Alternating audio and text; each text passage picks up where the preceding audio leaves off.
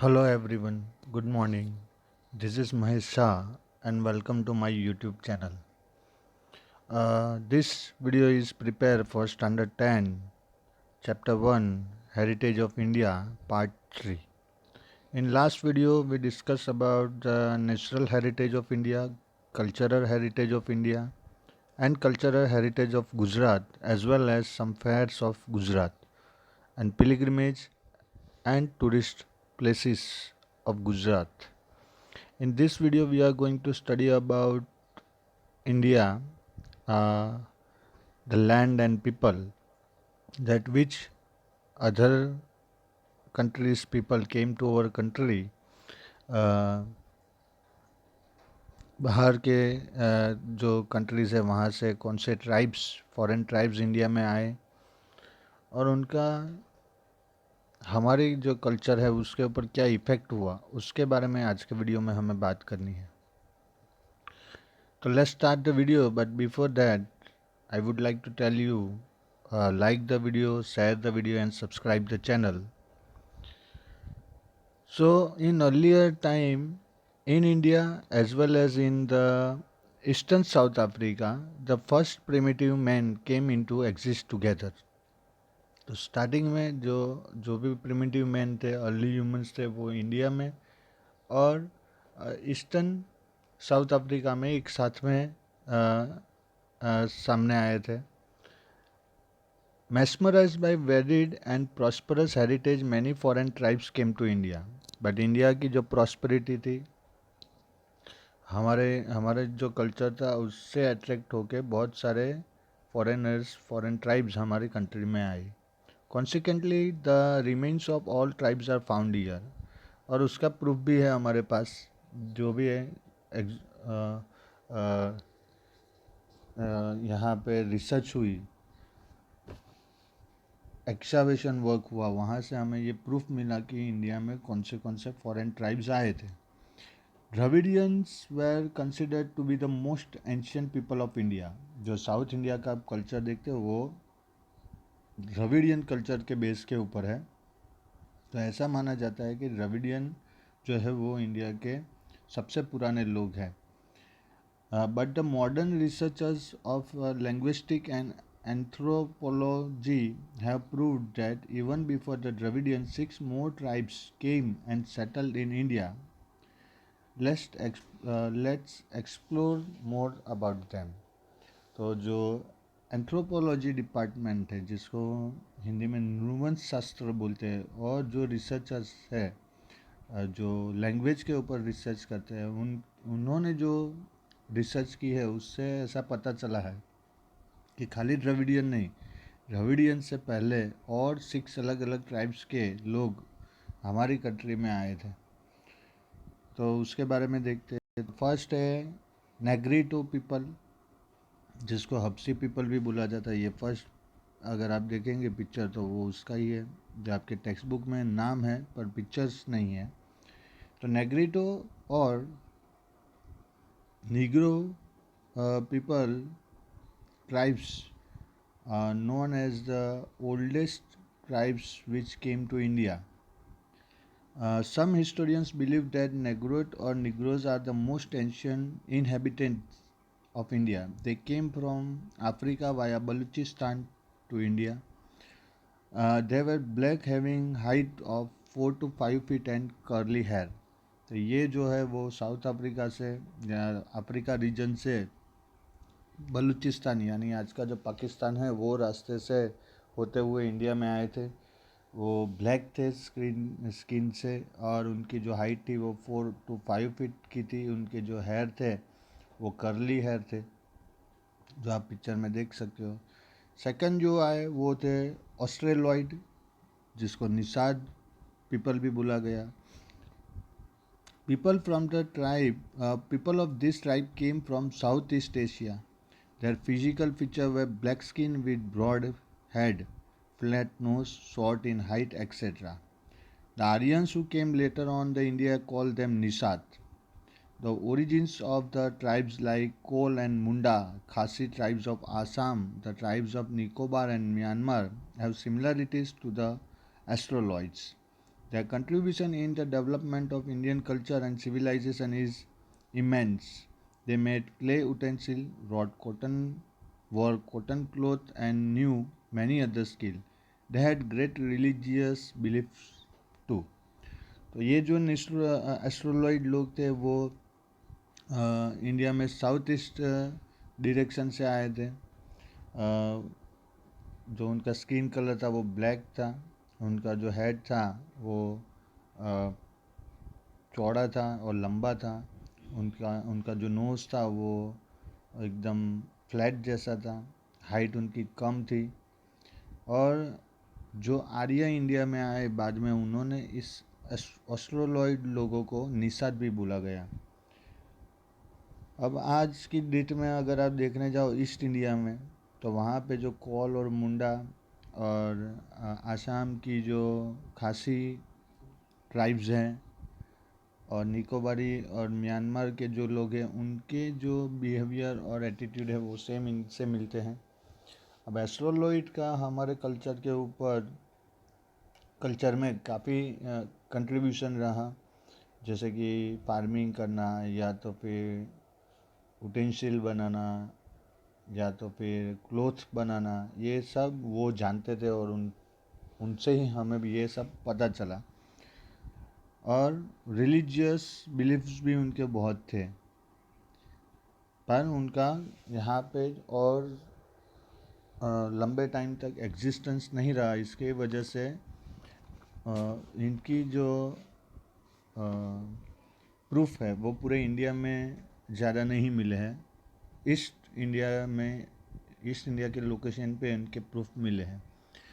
After that Dravidians, तो जो अभी साउथ इंडिया में है, अब देखते हो वो पूरा का पूरा कल्चर द्रविडियन ट्राइब्स का है. जितनी भी लैंग्वेजेस तमिल तेलुगु ये सब द्रविडियन लैंग्वेज से आई है. और इनका कंट्रीब्यूशन नेग्रिटो और एस्ट्रोलॉइड से काफ़ी ज़्यादा था इंडिया के डेवलपमेंट में, कल्चरल डेवलपमेंट में.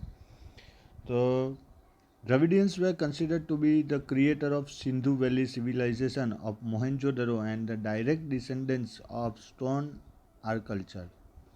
The tribes which came from north survived with their language and culture features. Later on they were only called as Dravidians. Dravidians gave the concept of mother as a goddess and father as a god.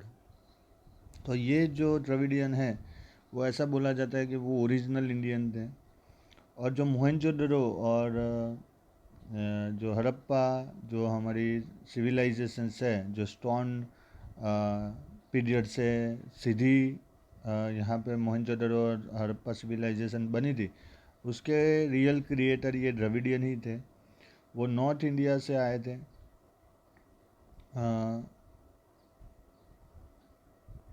North India में काफ़ी इन लोग के जो भी proof है वो हमें मिले हैं. और लेटरली ये लोग द्रविडियन कहलाए हैं. जो कॉन्सेप्ट है गॉड और गॉडेस का कि mother is a God and father is mother is goddess and father is a God, ये कॉन्सेप्ट जो है वो द्रविडियन यहाँ इंडिया में लेके आए थे. उसके अलावा the thought of Parvati and Shiva as mother and father developed. तो जो भगवान शिव है वो फादर है और जो पार्वती है वो मदर है. ये कॉन्सेप्ट भी इन्होंने डेवलप किया.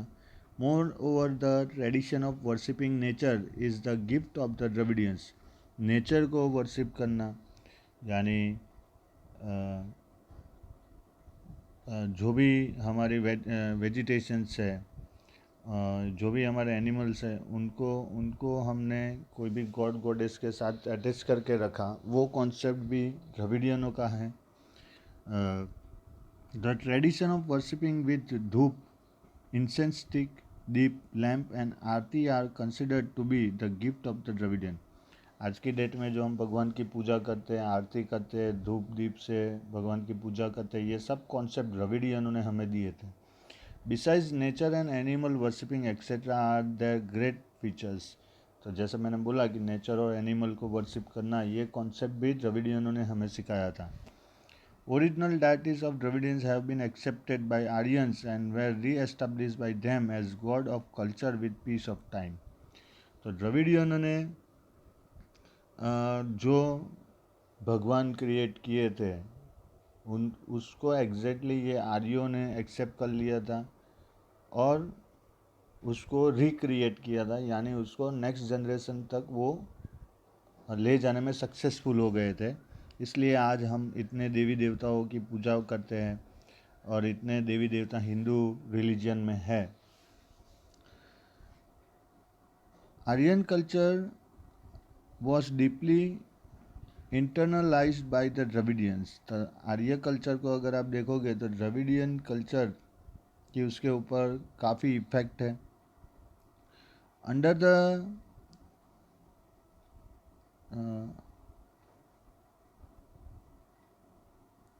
Dravidians has matriarchal system of family. तो द्रविडियन की जो फैमिली सिस्टम थी उसमें वहाँ जो मदर होती थी वो हेड होती थी फैमिली में। जैसे आज हमारी फैमिली में फादर हेड है, हमारा जो कल्चर है वो मेल डोमिनेंस सोसाइटी बोला जाता है जिसको, जहाँ पे जो मेल्स होते हैं उनका डोमिनेंस ज़्यादा रहता है।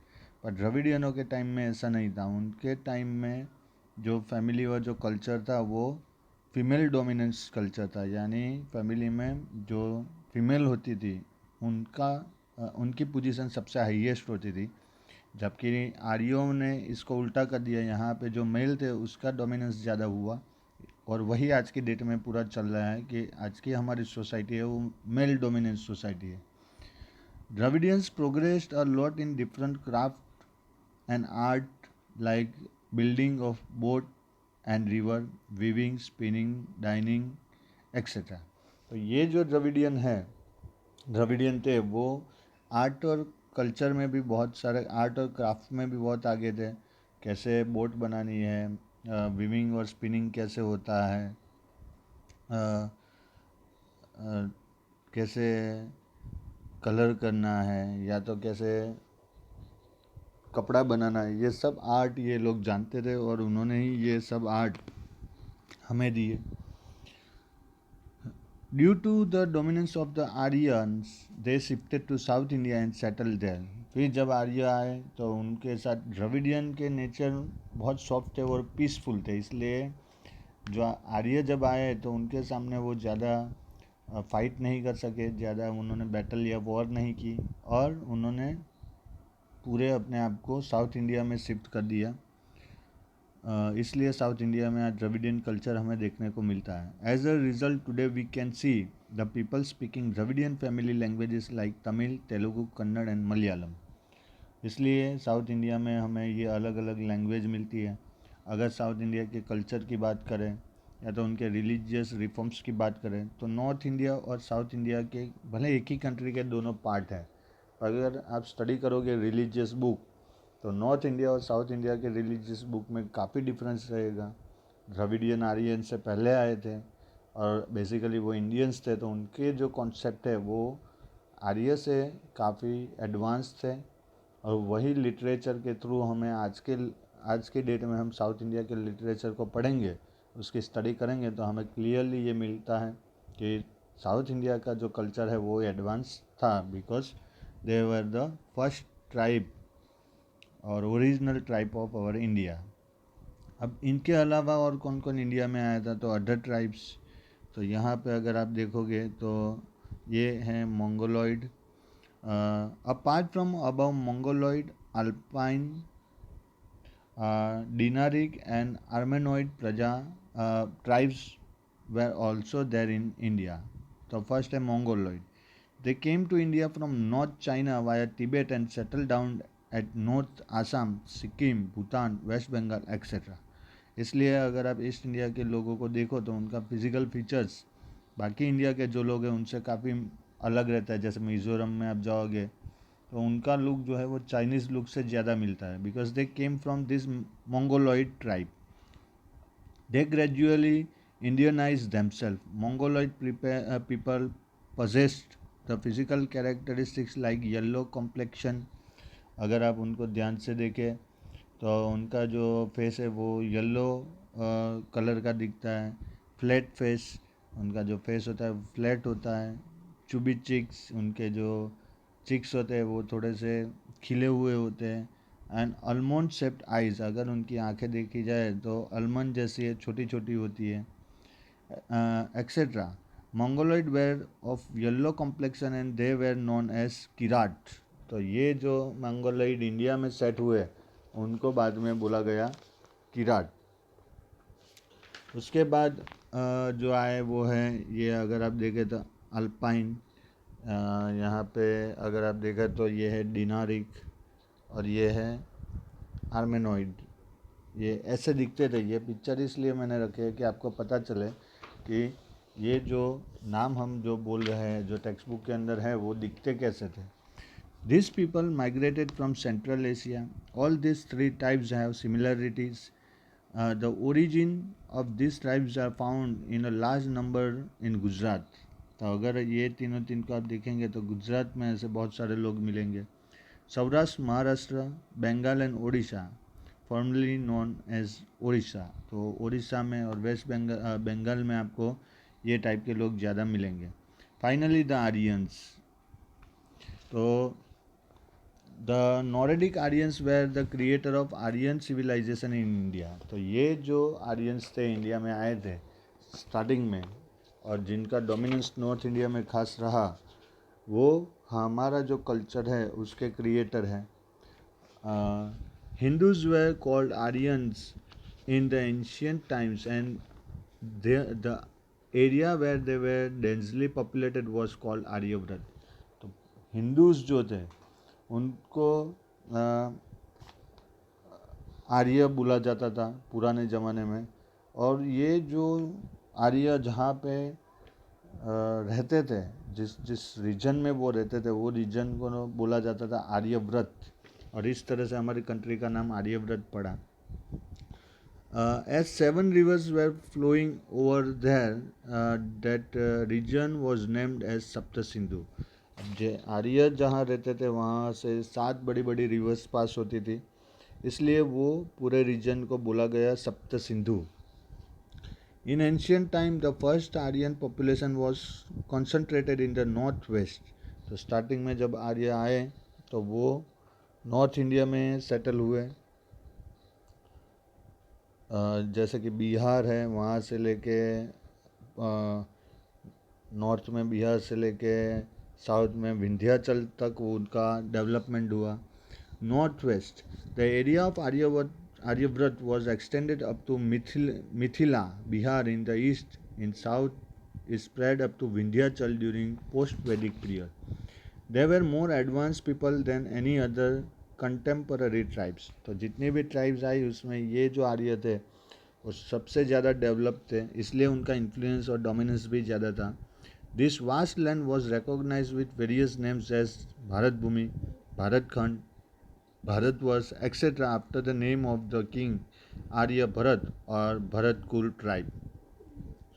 तो यहाँ पे जितने भी आर्य आए उसमें भरत करके जो था उसके नाम से हमारी कंट्री का नाम पड़ा भारत भूमि या भारत खंड या भारतवर्ष या भारत के नाम से. और ये अच्छे वॉरियर थे.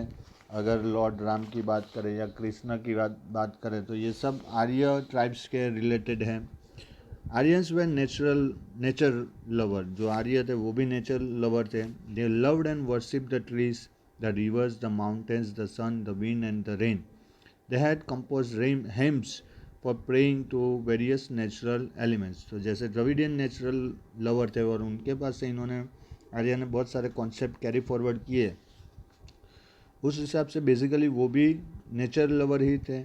वो ट्रीज, रिवर्स, माउंटेन्स, सन, विंड, सब, रेन, सबकी पूजा करते थे. बहुत सारे उन्होंने हेम्स बनाए थे. In due course of time some religious ceremonies like recitation of Vedas, performing yagya and other activities became prevalent in India. तो जब आर्य थे तो उन्होंने बहुत सारे चेंजेस लाए. जैसे यहाँ पे वेदास को पढ़ना, यज्ञ जैसी कोई एक्टिविटी करना और बाद में रिलीजियस एक्टिविटी स्टार्ट हुई और ये इंडिया में बहुत फेमस हुई.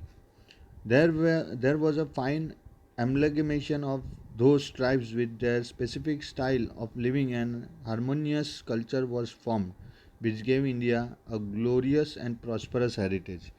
तो जैसे ही ये इंडिया में अलग अलग ट्राइब्स आई, उन्होंने अपने अपना जो कल्चर था वो यहाँ पे एक्सपांड किया, और उसके बाद जो नई जनरेशन आई उन्होंने ये कल्चर को एक्सेप्ट किया, और इस तरह से इंडिया में जो भी अलग अलग ट्राइब्स आई बाद में उनके बीच में रिलेशन मेंटेन हुए, शादी होती थी, और इसकी वजह से ये जो कल्चर है वो इतना सारा इंडिया में स्प्रेड हुआ. These foreigners and Indian tribes amalgamated in such a way over a long period of time that they lost their individual identity through intercaste marriages. तो ये जितने भी फॉरेनर्स आए वो यहाँ पे रहने लगे. अब जो उनकी नई जनरेशन आती थी वो एडवांस थी, वो उन्होंने बिलीव कर लिया था कि वो इंडिया के ही हैं, और इसी वजह से उनकी जो बेसिकली आइडेंटिटी थी वो भूल गए, और उन्होंने बिलीव कर लिया कि इंडिया ही उनका कंट्री है. Outsiders and local people were greatly influenced by language, scripts, names, and religious beliefs, etc., played a vital role in Indianizing these foreigners. तो ये जितने भी इंडिया में ट्राइब्स आई वो आपस में इतनी मिल गई, इतना लैंग्वेज के हिसाब से उनका कोऑर्डिनेशन बढ़ा, उनके जो बिलीव्स थे वो एक हो गए, रिलीजियसली वो एक दूसरे को फॉलो करने लगे, और उसकी वजह से वो भूल गए कि वो फॉरेनर्स थे, और इस तरह से हमारी कंट्री का एक डेवलप्ड कल्चर हमें मिला. ये जो भी ट्राइब्स थे उनका कोई इंडिविजुअल आइडेंटिटी अब नहीं रहा. Since ancient times, a composite culture has been created in India. They all then became Indians. In short, in ancient India, the amalgamation of various cultures enriched Indian culture by making it very variegated and prosperous. तो ये जितने भी लोग India में आए उनके cooperation और को एग्जिस्टेंस की वजह से आज हमें इंडिया में इतनी डाइवर्सिटी और इतना रिच कल्चर और हेरिटेज हमें देखने को मिल रहा है. अब जब ये कल्चर बनने में इतना टाइम गया, इतना सक्सेसफुल कल्चर है, इतनी सक्सेसफुल और रिच हेरिटेज है, so it is our moral duty to protect this heritage, क्योंकि ये आज जो हमारे पास है वो हमारे पास आने में बहुत टाइम गया है. अगर हमने इसको प्रोटेक्ट नहीं किया then we lost our history, we lost our identity. तो why should we preserve and conserve our heritage? So preservation and conservation of the heritage, क्योंकि हिस्ट्री से ही हमें हमारी आइडेंटिटी पता चलती है. अगर हमने हमारी हिस्ट्री खो दी तो फिर हमें पता नहीं चलेगा कि हमारा ओरिजिनलिटी क्या है. तो each aspect of Indian heritage made India eye catching, picturesque and attractive. Heritage about glory of the nation. India attained a leading position in the world by keeping its rich heritage protected and preserved. Thus, it is the primary and pious duty of every citizen of India to see that nobody harms the ancient memorials and also to preserve places having historical importance and values. तो हमारी history हमारी identity है. India past में एक develop nation था, prosperous nation था, उसका reason ही history से हमें पता चलता है. अब ये हमारी एक मोरल ड्यूटी है कि हमारे जितने भी हेरिटेज है, मेमोरियल प्लेसेस है, उसको हम हिस्टोरिकल प्लेसेस है उसको हम संभाल के रखें, क्योंकि उसका एक इम्पोर्टेंस और वैल्यू जो है वो बहुत ही अहम है, जिसको आप किसी भी तरीके से कैलकुलेट नहीं कर सकते हो, और ना ही आपके या हमारे पास ऐसा कोई है कि हम ये फिर से बना सके. In our constitution the fundamental duties of Indian citizens are mentioned in article 51A. तो जैसे फंडामेंटल राइट्स हमारे कॉन्स्टिट्यूशन ने दी है, वैसे ही फंडामेंटल ड्यूटीज़ भी हमारी मेंशन है कॉन्स्टिट्यूशन में, खास करके आर्टिकल 51A में. In that 6, 7 and 9 describe the following duties for preservation of our cultural heritage. उसके अंदर ही ये 6, 7 और 9 नंबर की जो कॉलम है वहाँ पे हमारी जो ड्यूटीज़ है, जो हमारा कल्चरल हेरिटेज है उसको संभालने की, वो लिखी है। जिसमें से एक है to understand the importance of our harmonious culture prosperity and to preserve it. तो इसमें सबसे पहला है कि हमें हमारे कल्चर के बारे में जो कुछ भी है वो उसका इम्पोर्टेंस समझना है और उसको प्रोटेक्ट करना है। दूसरा उसमें लिखा है maintain the forest, tanks, rivers, ponds and the wild animals and bird along with maintaining the natural environment and to show compassion for all the living creatures. तो उसमें लिखा है कि हमें हमारे जो फॉरेस्ट है, लेक है, रिवर्स है, वाइल्ड एनिमल्स है, एनवायरनमेंट है, उसका प्रोटेक्शन करना है, उसको संभालना है, मेंटेन करना है। और जितने भी लिविंग क्रीचर्स है उसके लिए हमारे मन में एक रिस्पेक्ट होनी चाहिए, एक दया होनी चाहिए कि ये इनकी भी लाइफ है। जितना ये नेशन हमारा है उतना ही जो भी क्रीचर्स इन कंट्री में रहते हैं उनका भी है, हर एक एनिमल का है। The protection of public property and giving up violence are also included. और उसके अंदर जो इंक्लूड किया है वो है जो पब्लिक प्रॉपर्टी है उसका प्रोटेक्शन करना है, और जो भी वायलेंस है उसको हमें छोड़ना है, उसमें हमें पार्टिसिपेट नहीं करना है। ये सब हमारे कॉन्स्टिट्यूशन में लिखा है। Thus nature has created beautiful landscapes. We should maintain the purity, sanctity and beauty of these places, considering it to be our moral duty। तो हमारी जो नेचर हैं उन्होंने हमें बहुत कुछ दिया है, लैंडस्केप है, और ये जितनी भी प्रॉपर्टी है हमारी कंट्री की, जो ब्यूटी है, उसकी जो क्लैरिटी है, प्योरिटी है, उसको हमें संभालना है। The Indian heritage is an outcome of the development of the people of India over a long period of time। तो हमारा जो हेरिटेज है वो जैसे जैसे टाइम के हिसाब से डेवलपमेंट हुआ है उसके ऊपर डिपेंडेबल है, कम्प्लीटली नेचुरल है। Nature has generously donated abundant prosperity to India. ऊपर से नेचर ने भी हमें बहुत कुछ हमारी कंट्री में दिया है। India achieved invaluable opportunities in all the fields for gradual development due to India's peculiar natural structure। हमारे पास जो नेचर ने हमें जो दिया है उससे हम बहुत डेवलपमेंट कर सकते हैं। और इसके लिए जो हमारे हिस्ट्री में जो भी ट्राइब्स इंडिया में आई, जो भी उन्होंने पार्टिसिपेट किया, वो भी एक रीज़न है। In this way, the Indian heritage is a result of the development of the people of India in the social, economical, political and cultural fields over century।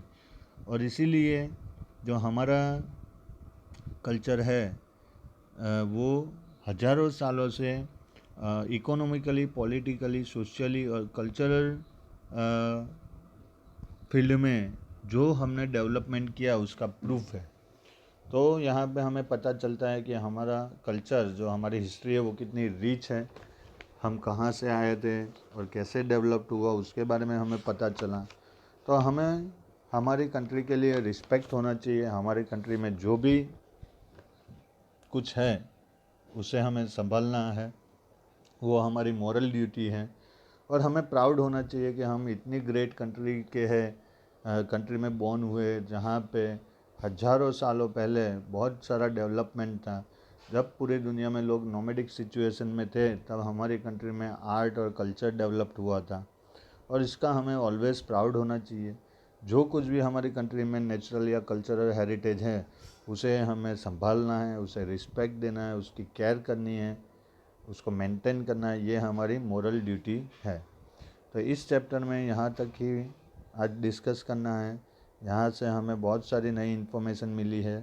ये जितनी भी ट्राइब्स है, आर्यन, द्रविडियन, निग्रोट, एस्ट्रोलॉइड, इसके बारे में आपको पढ़ के उसको याद रखना है। ये एग्ज़ाम में आ सकता है, 4 मार्क का क्वेश्चन बन सकता है ये। तो इसको आपको एक बार स्टडी कर लेना है, देख लेना है, डिटेल्स को आपको याद रखना है और हो सके तो इंटरनेट से इनके बारे में और सारी इन्फॉर्मेशन भी गेन करना है। यहाँ पे एक एक्सरसाइज दी है, ये एक्सरसाइज आपको सॉल्व करनी है, ये वाली। इसमें से कुछ क्वेश्चन है जो फाइनली एग्ज़ाम में आ सकते हैं। स्पेशली गुजरात के जो हेरिटेज प्लेसेस है वो आपको याद कर लेना है, उसके आने के बहुत सारे चांसेस हैं। तो आज के वीडियो में इतना ही।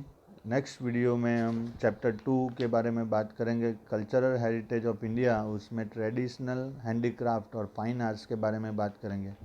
फिर धीरे धीरे हम हिस्ट्री में आगे बढ़ते जाएंगे। हमारे जो पुराने डांस फॉर्म है या मेडिसिनल साइंस है या एस्ट्रोनॉमी है, और जो हमारी पुरानी सिविलाइजेशन थी हड़प्पा और मोहनजोदड़ो, वो टाइम पे क्या था, स्कल्पचर और आर्किटेक्चर, ये सब डिस्कस हमें इस 10th स्टैंडर्ड की हिस्ट्री में करना है। मतलब में हमारी कंट्री की पूरी हिस्ट्री हमें ये स्टैंडर्ड में पढ़नी है, स्टडी करनी है और उसको याद भी रखना है। तो आज के वीडियो में यहाँ तक ही रखते हैं।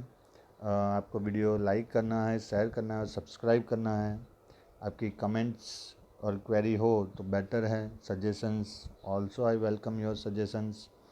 एंड तब तक आपको घर पे ही रहना है। Stay safe, stay home, God bless you, thank you very much.